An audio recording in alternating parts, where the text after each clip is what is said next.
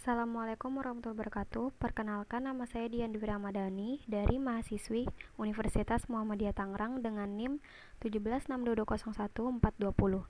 Di materi pertemuan ke-9 ini, saya akan sedikit membahas tentang uji asumsi klasik pada analisis regresi linear berganda. Uji asumsi klasik adalah syarat-syarat yang harus dipenuhi pada model regresi linear OLS agar model tersebut menjadi valid sebagai alat penunda. Regresi linear OLS adalah sebuah model regresi linear dengan metode perhitungan kuadrat terkecil atau biasa disebut dengan istilah ordinary least square di dalam model regresi ini. Ada beberapa syarat yang harus dipenuhi agar model peramalan syarat tersebut apabila dipenuhi semuanya, maka model regresi linear tersebut dikatakan Bayes linear on basis estimation atau bisa disebut dengan BLEU. Tahapan pengujian agar model regresi linear OLS menjadi valid sebagai alat peramalan adalah sebagai berikut. Yang pertama ada uji normalitas, yang kedua uji heterokedisitas, yang ketiga uji multikolonialitas, yang keempat uji autokorelasi, dan yang kelima adalah uji linearitas. Nah, setelah ini saya akan menjelaskan tentang pembahasan uji asumsi klasik dengan SPSS. Yang pertama, kita akan membahas uji normalitas. Uji normalitas adalah uji statistik yang dilakukan untuk mengetahui bagaimana sebaran sebuah data. Di sini uji ini dilakukan untuk melihat distribusi data dalam model penelitian. Uji normalitas biasanya dilakukan dengan beberapa cara, di antaranya dengan cara uji grafik dan uji Kolmogorov-Smirnov.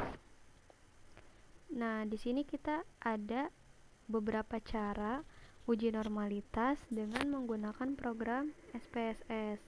Di sini saya akan menjelaskan tutorial cara menggunakan dengan program SPSS. Yang pertama ada uji grafik. Langkah pertama, klik analis, lalu kemudian klik regression, lalu klik linear.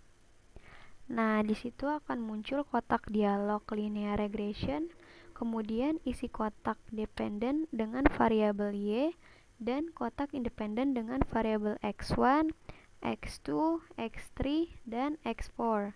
Lalu klik tombol plots.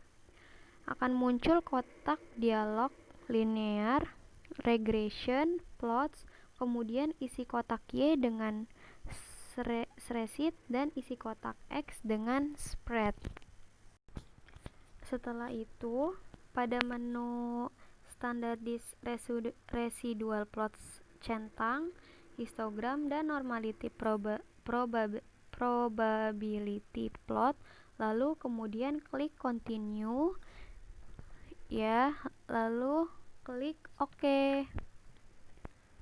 Maka akan menghasilkan output sebagai berikut. Nah, begini hasilnya. Bisa dilihat. Nah, di sini yang kedua ada grafik histogram. Berdasarkan gambar grafik histogram, di atas dapat ditarik kesimpulan bahwa data berdistribusi normal. Hal ini dapat dilihat